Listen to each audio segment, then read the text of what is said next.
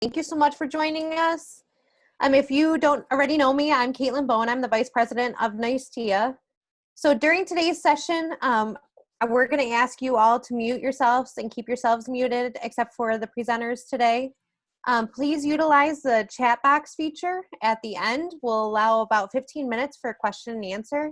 And then Steve and Phil will respond to your questions as best as we can within that 15 minutes at the end.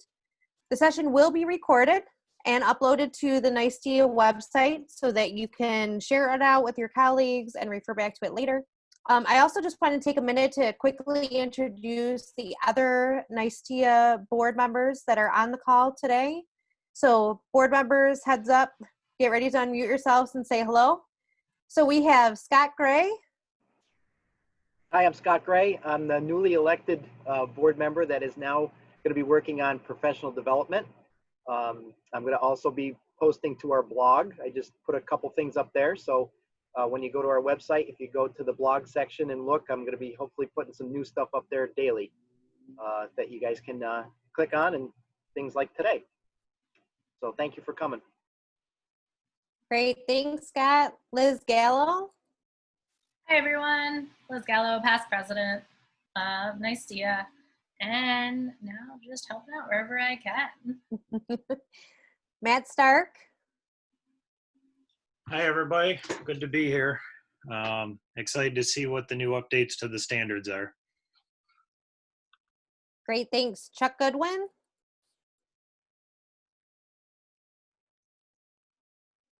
I think Chuck froze. I don't see him anymore. Oh, okay. All right. Well, Chuck was on the call. He'll probably be popping back on, but he's been an integral part of New York State looking into the ITEEA standards. So thank you, Chuck, for joining us. Lindsay Kriegel. Hi, good morning, everyone. If you have seen anything on our social media platforms, that is from me. I have recently taken that position focusing on our Facebook, our Instagram, and Twitter. Reach out if you have any questions. Awesome. Thank you, Lindsay. And Leif Sorgel. Hey, everyone. Leif Sorgel. I'm going to be in charge of membership for this coming year. Looking forward to learning about these new standards today. Awesome. Thank you. Did I miss anybody else? I was looking through the list, making sure nobody else jumped on from the board. I think I covered everybody. I think you got everybody. Awesome. Thank you. Okay, so today we have invited Steve Barbato and Phil Reed from ITEEA to go over the new standards for technological and engineering literacy. They will provide an overview of the standards, and then again, at the end of the presentation for about 15 minutes, we'll give you time for question and answers. We will also be kicking out an email blast to all of our NYSTEEA members, as well as posting on our website, looking for feedback from all of you regarding these new standards. It's very important and critical that we get feedback from all of you regarding these standards, because currently NYSTEEA is looking into adopting the ITEEA standards for technological and engineering literacy, these new standards that we're going over today, as our New York State standards. So we really want to get some feedback from all of you, members, non-members, anyone that's teaching technology and engineering literacy, anyone that's out in the field and industry. Your input is valuable, and we would love to hear your feedback. So without further ado, I'm going to make Phil a co-host, and we are going to get the presentation started.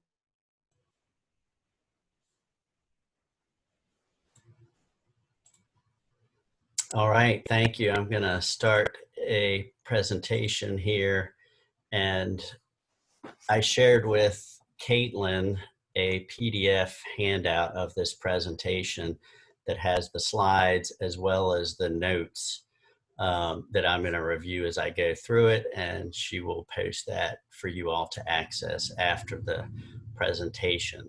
So I'm going to go over this presentation. There's two things I really want to focus on.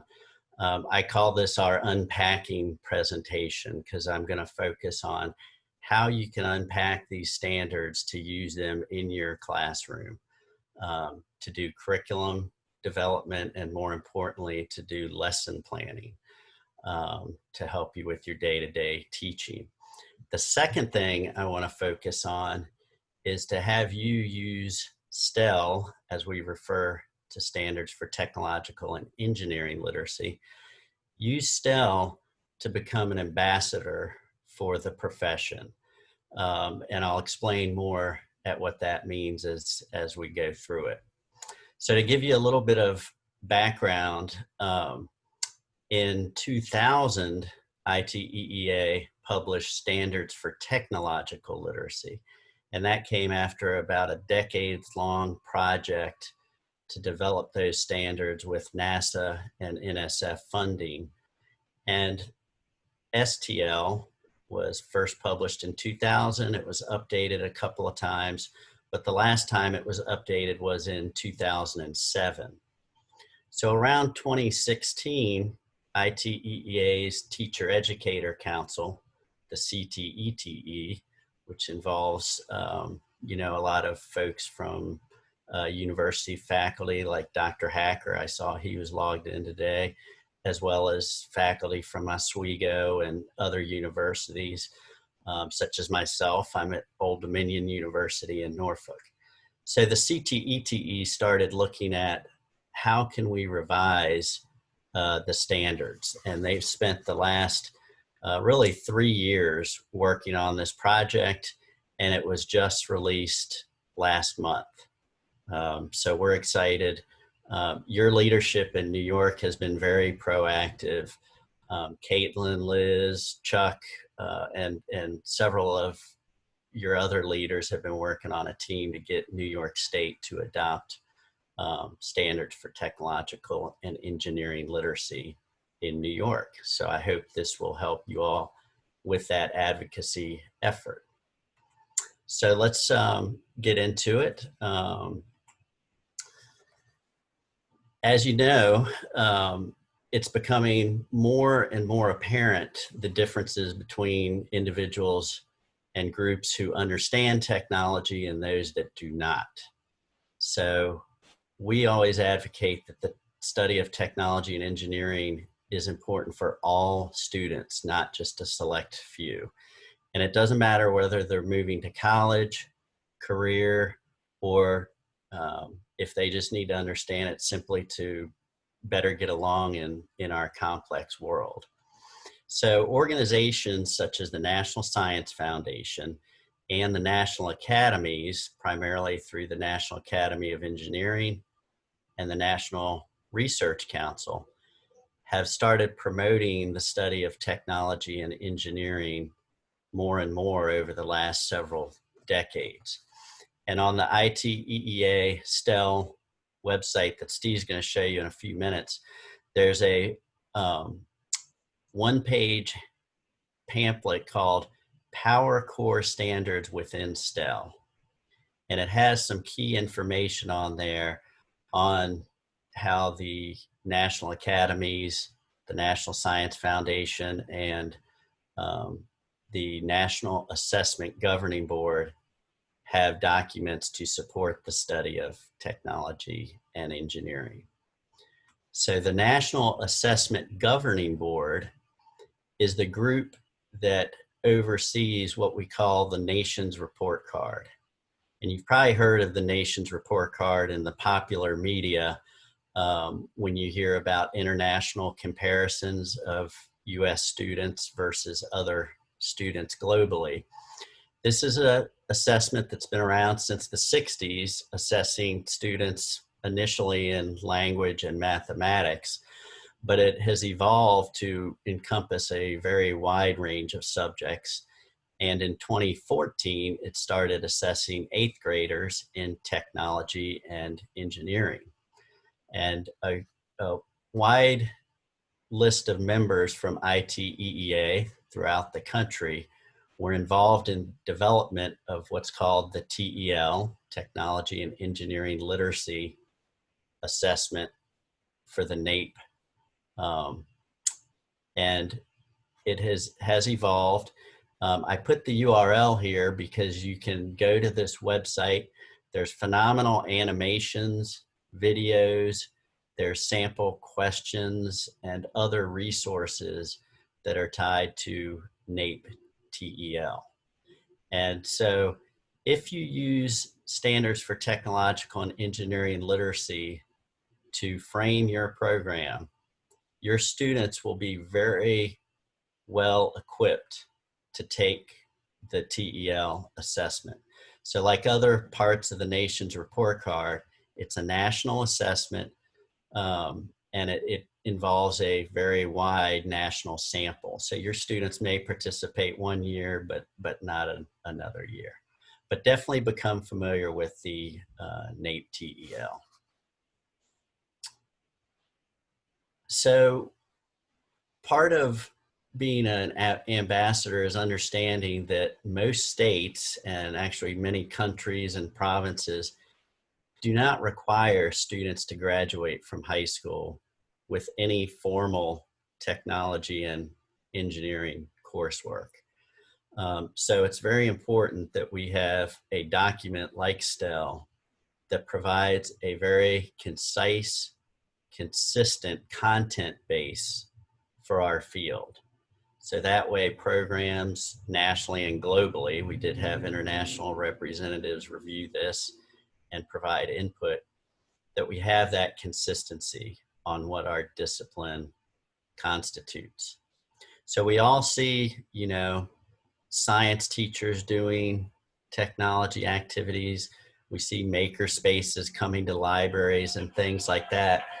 That's important for introducing students to technology and engineering, but it's in our classes and programs that actually they get the deeper dive. And that's why this document's very important. So learning about technology and engineering is not just experimenting with tools and materials to make things or do projects. Our field for well over 80 years has been defined by these 3 interrelated dimensions: knowing, thinking, and doing. And most notably, the doing part is our bread and butter, right? We actively engage our students in technology. They don't just read and write about it. So to become truly technologically and engineering literate, we have got to target all 3 of these dimensions and make sure we immerse our students in these. Over the past 2 decades, educators have come to consensus that the best learning occurs holistically, not in content silos. So we've seen the rise of STEM, but in many states, technology and engineering education falls under career and technical education. So our field is used to integration with other disciplines. So we've been doing this for a long time. In order to better prepare oneself for college or careers, we need to link technology and engineering education to math, science, as well as other disciplines, language arts, performing arts, as well as other subject areas. One of the unique aspects about our field is what I mentioned a minute ago, is that we use design-based learning, meaning we actively engage our students in design and problem solving. That's our primary teaching methodology in technology and engineering education. So when we were working on standards for technological and engineering literacy, there was a lot of discussion and debate on how we were going to incorporate engineering, more so than the previous set of standards, because as you know, engineering has gotten a lot more focus in the last 10 to 15 years. So the leadership group and the 38 writers agreed that our discipline primarily takes what we call the Verb approach, meaning we want to teach all students how to use engineering design. Some students will go on to become engineers, but many students will go on to other careers. So instead of focusing on teaching students, especially at the high school level, to become engineers, we focus at all levels, pre-K through 12, on engineering design. So that's an important thing to remember when you're talking to students, parents, school board members, as well as you know, working with students on curriculum and lesson planning. With variations in technology and engineering education globally and within states, it became apparent that we really needed to focus these new standards. The previous standards, STL, had 20 standards and 288 benchmarks. And a lot of the feedback that the writing team got was it was just too much. Teachers felt that there were too many standards to adequately be covered. So the idea of power standards emerged. And so there are now 8 power standards.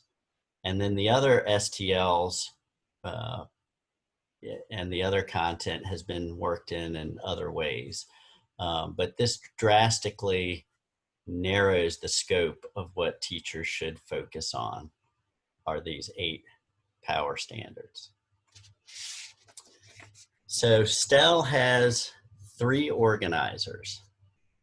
Those 8 core power standards that you can see in the middle gold octagon. And then moving out from that are 8 practices. And then the outer octagon contains 8 contexts where the standards and practices can be taught.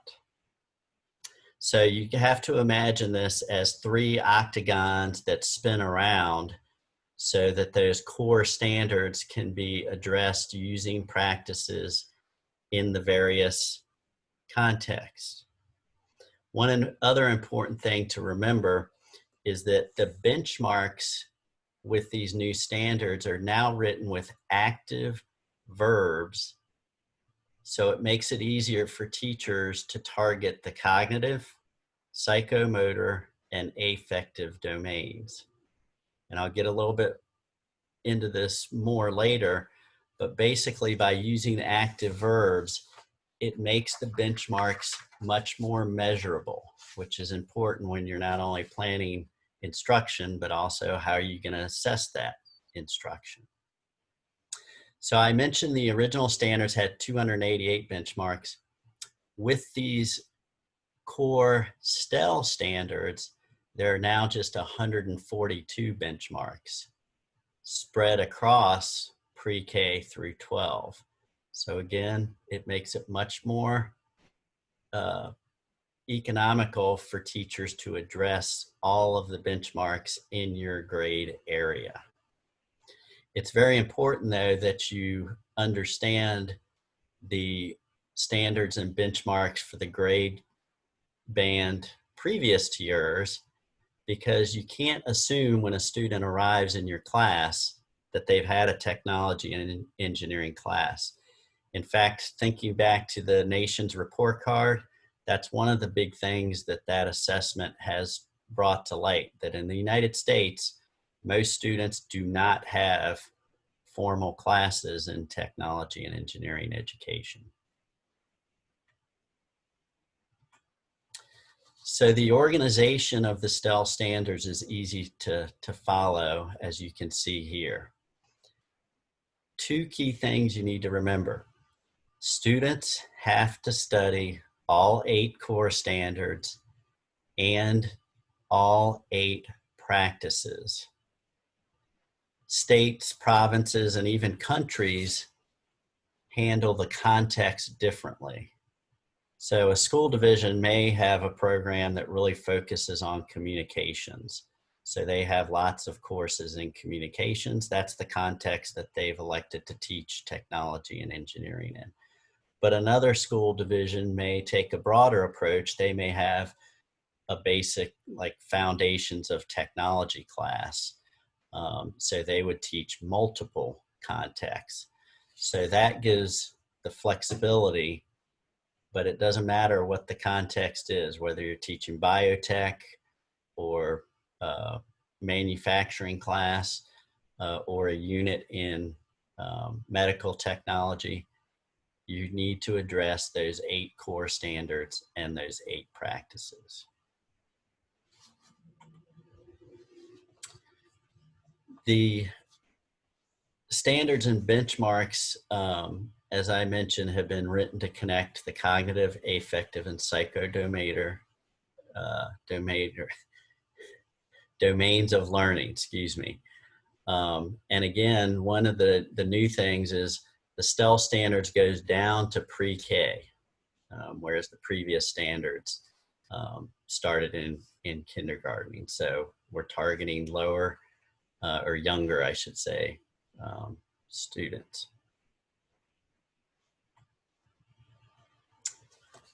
So these are the 8 practices that I mentioned a minute ago that all students should study. These are the personal qualities and attributes that we want to develop in every student in order for them to connect their knowledge and skills that they learn in the core standards. These will make the core standards more relevant to the students. And as you look at those standards and these practices, hopefully you're thinking you're going to integrate several of these at the same time. So for example, it would probably be hard to teach creativity without some type of making and doing. So those are 2 of the key practices that we really focus on in technology and engineering education. Same thing with those 8 standards. It would be hard to teach about the history of technology without touching on the core concepts of technology. So you're going to integrate these practices just like you are the standards. These are based on research and contemporary practices such as the engineering habits of mind, which were developed by the National Academy of Engineering, and then also 21st century skills such as communication, collaboration, creativity. So just like in life, technology is very rarely linear.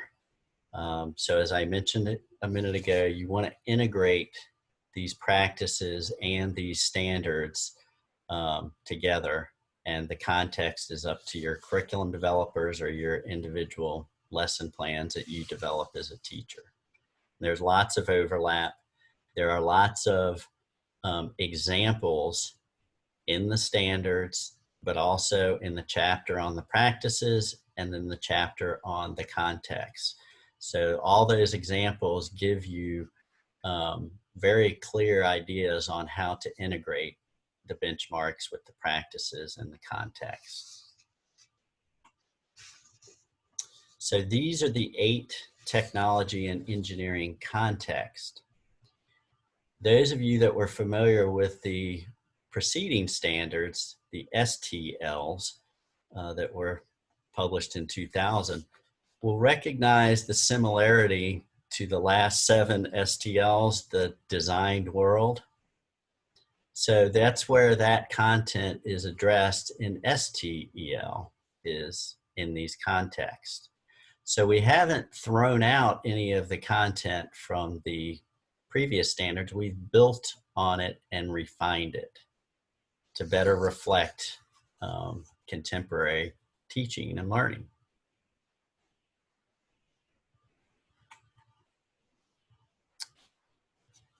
So I've mentioned the domains of learning, which we're all familiar with. You can see those on the right or the left-hand column here, the cognitive, psychomotor, and affective domains.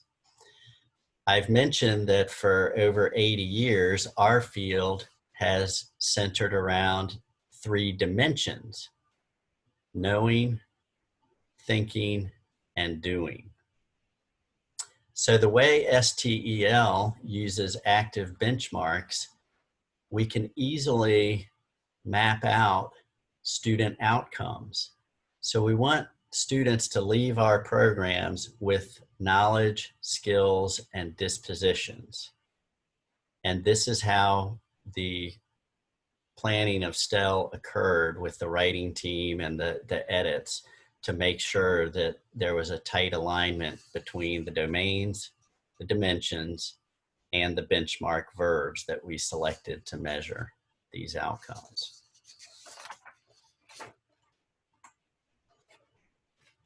So this is a screenshot from STEL of Standard 1 on the nature and characteristics of technology and engineering.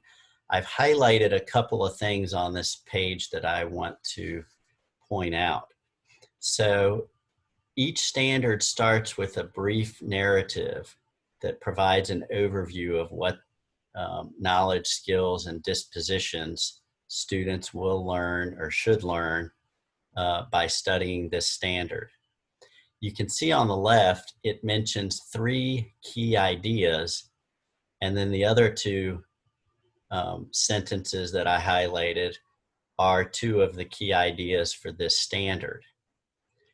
If you're using a curriculum model like Wiggins and McTighe that uses big ideas or enduring understandings, these key ideas are designed to facilitate curriculum development under a model like that. So these are the big takeaways that we want students to get from studying this standard. This next screenshot is from a page dealing with Standard 5. So you can see in red, it's got STEL and then 5F, 5G, and 5H on this page. And on the left, I have highlighted grades 9 through 12. So each grade band has a couple of paragraphs further explaining what students should learn studying this particular standard, Standard 5 in this case. On the right, I've highlighted in yellow the lead-in statement that we use before each of the benchmarks. And it says, to demonstrate their understanding of the influence of society on technological development, students in grades 9 through 12 should be able to, and then I've highlighted STEL 5H, evaluate a technological innovation that arose from a specific society's unique needs or wants. So let me show you how we can operationalize that in our classroom for when we're developing curriculum and actual lesson plans. So I mentioned again, benchmarks specify how they progress towards mastering a particular standard. Those benchmarks, you need to use multiple to master the standard. So if I'm going to write an objective, I'm going to give you an example here of using the ABCD model of writing instructional objectives. So on the left, you can see that leading statement and STEL 5H that I just read on the previous slide. On the right, I have written an instructional objective using the ABCD method. So the lead-in sentence always will provide the audience. It will always say, to demonstrate blank, the student should be able to. So you can see in green in my instructional objective, I've highlighted the student. So that's always provided for you. The behavior is also always provided in the form of the benchmark. And that's why it starts with that active verb to help us measure what we want the students to learn and be able to do. So you can see in red, I've just copied and pasted that benchmark. The 2 other pieces that I've added to make this an instructional objective is the condition. So this might depend whether I'm teaching a foundations of technology class or if I'm teaching a unit in construction or a lesson on biotechnology. It's up to the curriculum writer or the teacher to provide the condition. So for this example, I just put in given a country. So I would give my student a country, maybe Canada. I'd say, Caitlin, you're gonna tackle Canada. Liz, you might tackle Sweden. Give each student a different country. The other thing I've added in purple is the degree of mastery. And this is going to tell the teacher how the student either did or did not learn what is specified in this benchmark. So I added at the end, has been adopted by most of the people in that country. So Caitlin and Liz would have to come back with their examples and show that over 50% of the people in that country adopted this unique technology innovation. So that's how we take a benchmark and we write an instructional objective. It's that easy to do within your lesson plans, and it makes it measurable. That's the key thing that we want with teaching and learning. So there are 3 definitions here that have been updated since STL was last updated in 2007. So these definitions are at the very beginning of chapter 2 of STEL, and in the back there's an entire glossary of terms and concepts that you need to become familiar with. So this is what I was referring to when I was talking about becoming an ambassador for your program, and more importantly, for your profession overall. You need to learn these concepts. So when you're talking to students, parents, other teachers, especially working closely with, maybe your media specialist on maker spaces or your science teacher on a collaborative lesson, educate them on these key technology and engineering terms and concepts. So part of that collaboration is this 3-pronged approach here. Be an advocate to develop technology and engineering programs, not only in your school, but collaborate in your school division. You guys are already leaders because you're part of NYSTEEA and you're very active. The second thing is, show your colleagues these standards. They're available for free online. We're going to share that with you in just a minute. And then also show how we truly link what we do in the classroom to careers, not just select careers, but broadly STEM careers. So I mentioned the resources that we have available. You noticed I have highlighted free, every teacher's favorite word, right? So you can go to the URL, which Steve's going to show you in a minute, and download the free PDF of these standards. And please do that today if you haven't already, and start using them. If you would like a printable PDF or a bound hard copy, there is a nominal fee. I've got mine right here.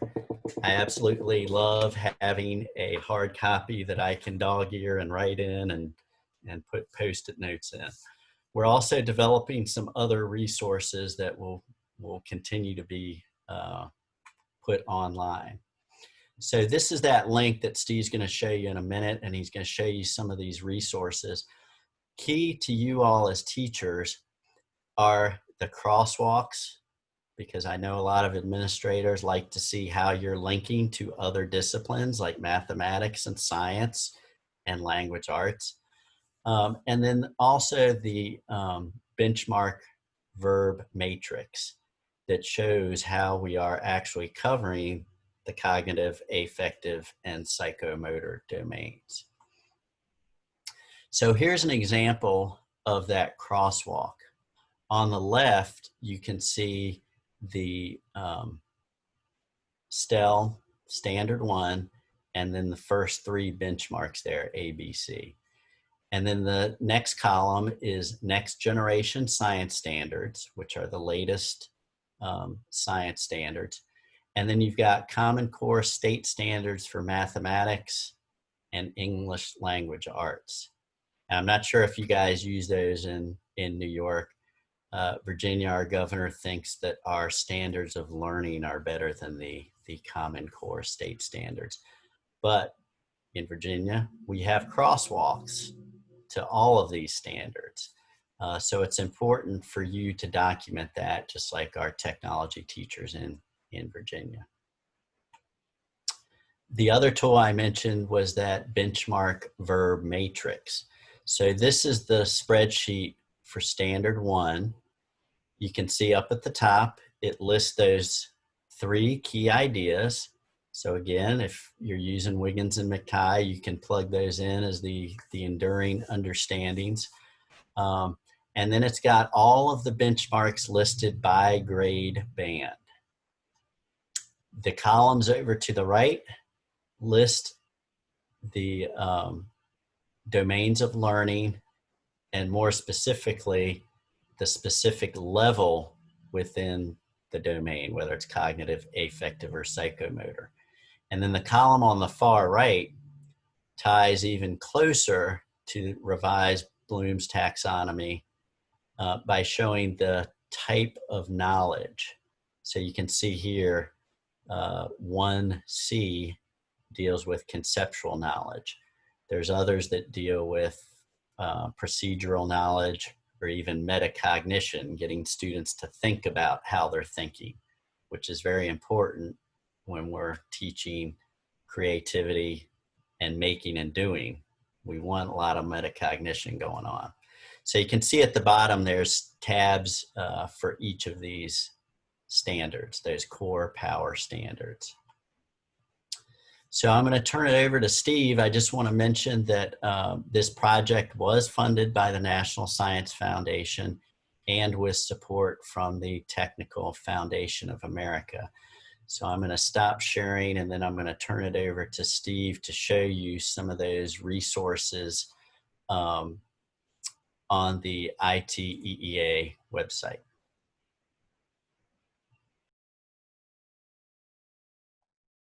You guys hear me? Great. So I believe I'm the host now, so I'll be sharing my screen. And what I would like to do very quickly is move into the chat for just a second, and I'm going to paste a variety of links in there. And those are all the links that I'm going to quickly show on the website. So they're there now, and I'm going to go to the website. You should be able to see the ITEEA website now, right? Great. So on this page. I'm sorry for interrupting. Was there a link underneath the last one, the STEM 4, the power of collaboration for change? I didn't grab it. I'm sorry if it's not there. So I'll go back in and grab it. No worries. Okay, thank you. Yeah, no worries. Yeah. So we'll hit it as well. I'll get to the document itself. So on the ITEEA website, when you first get there, the first banner that comes up is the Standards for Technological and Engineering Literacy. And if you search for it up there, it'll be there as well. When you click on that, you'll go to this page. Always log in, whether you're a member or not. Make sure you log in. Hopefully you are a member. We want you to be a member, and hit there. But this page is dedicated. It will be updated on a regular basis. We're adding things to it on a weekly basis right now, almost on a daily basis, based on FAQs and a bunch of other stuff. So this will take you right to that site. On the wrong one. On the overall site, then we have things like the Standards for Technological and Engineering Literacy overview page, which you can use as sort of a resource as you're going through, and also a marketing tool on the page itself. And let me just move this down a little bit. I'm going to move that off my screen. That's what I'll do. Sorry. The controls were blocking my top tabs. We have an FAQ sitting there. So if you ever have a question that's not being answered in this FAQ, as you're going through it, feel free to shoot us an email with that question and we'll add it. So if you use ITEEA at iteea.org, that would be the place to send that, and we'll make sure we address it and add it to it. This was actually generated because of the work of the subcommittee for NYSTEEA. And as we were looking at answering some questions from the committee about adopting the STEL at the state level, we thought to ourselves, my goodness, this would be a great resource. So about a week and a half, 2 weeks ago, when that came up, we put this Power Standards piece together based on the questions you guys had and how we're moving forward. So it's definitely a collaborative type of process and project as we go through it. So please be sure to check out the STEL resources, and within that STEL resources area, you'll see the Power Standards, the FAQ, the marketing resources. This is a link to a bunch of other links. Those benchmarks to the crosswalk are there for all the other standards, and that verb matrix that Phil was showing, and the benchmarks compendium by grade level. So when we go into that marketing resources, it opens up a whole nother segment with a STEL intro video. It's about a 3.5-minute video. The Year of Perfect Vision, the executive summary is downloadable. We also have those in print versions. You can download the STEL, as Phil was showing, for free to view. If you want to print them, there's a small fee for that. And then we also have the print books on sale. They're on reduced pricing until the end of August. So if you have availability and you want those, be a little bit cheaper, and members get it for cheaper as well as we're going through that. So I know we're running out of time. We want to open it up for the Q&A, but I do want to say this. ITEEA is in existence to support our profession for technology and engineering education. We would not exist if it weren't for you. And as corny as it may sound, I get goosebumps every time I say that, especially when I'm looking at all your faces. It is phenomenal to have you active in this association, to have you in front of our students. In the Q&A, I think we'll address it, but I saw in the chat window, it was either Liz or Caitlin put in there, is STEM a verb or a noun? That's for us to own. That's for us to address. So I'm going to give you my 30-second speech on that. And it is, STEM is a noun, it's an acronym, and then it becomes a word. And then it becomes a verb when we take a hold of the T&E. It becomes integrative STEM education, which we've defined on our website out of the research that was done by Virginia Tech. We own the T&E. If you notice on the title in this book, and this is absolutely critical that we own this, in that turquoise right below, it says the role of technology and engineering within STEM education. It's for us to run with, no one else. Okay, so that's really important. And I also want to do a shout out to the officers of NYSTEEA, Chuck Goodwin, who's been around as our affiliate rep for a lot of years, my entire profession basically, and other leaders in the profession that I'm working with right now on another project called Project Excite that I think you're going to get excited about if you teach at the high school level. It's an AP computer science course, Principles by Design, that is being written right now with NSF funding through Hofstra University, Mike Hacker, Tony Gordon, and Tanya Lackey is one of our lead teachers from New York, and that link is on there as well. This is going to be an elective course at the high school level, ready to go within about a year, and it's going to provide high school teachers in our field with a technology and engineering focus, hands-on making and doing, that knowing, thinking, doing routine, with projects that are integrated within our system. I think it's going to really transform and have the ability to transform what we teach and how we teach it at the high school level. So I've got a bunch of other notes, but I know I need to look at the chat window here, and let me try to get there. I think I'll leave. I should probably turn off my screen sharing and then take a look at questions that might be there. So again, please feel free to drop in your questions in the chat box. For Phil and Steve, thank you so much for your presentation. It went into many good talking points that we could actually get on the ground and run with. So thank you so much. What questions might you have? Trying to make you host again, Caitlin.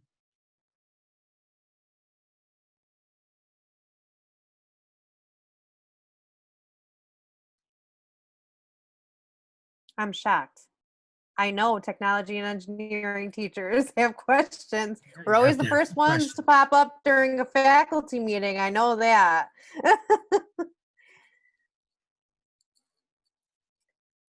Okay, this one I'm not sure if Phil and Steve can respond to that one. It's state specific. So, David, to respond to your question, his question is, what is New York State Ed's reaction to STEL? The new STEL, they have, I mean, our state reps have heard of it. One of them is on a call with us today, so obviously they're invested in learning more. We've been in constant communication with our state reps, but we are now in the process as NYSTEEA, as an organization, and preparing a package for state ed to review on why we want to adopt them. So we don't have a reaction from them yet because we haven't officially proposed our package to them. So thank you for that question. I hope that answered it. If David, if you have a follow-up, let me know.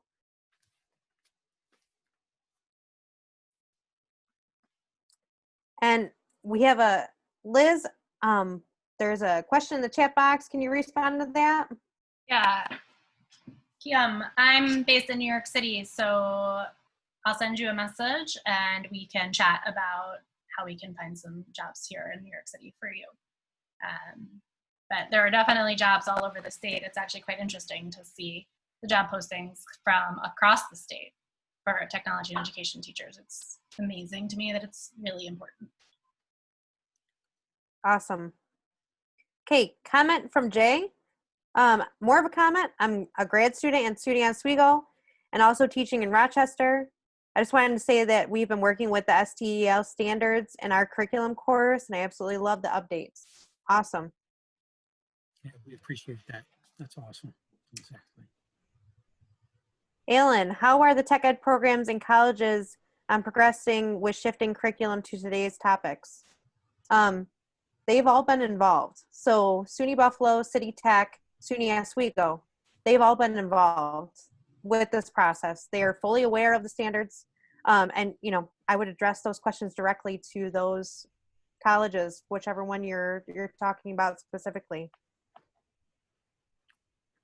So, yeah, my mic's on. So there's a question there about diversity and equity for all students.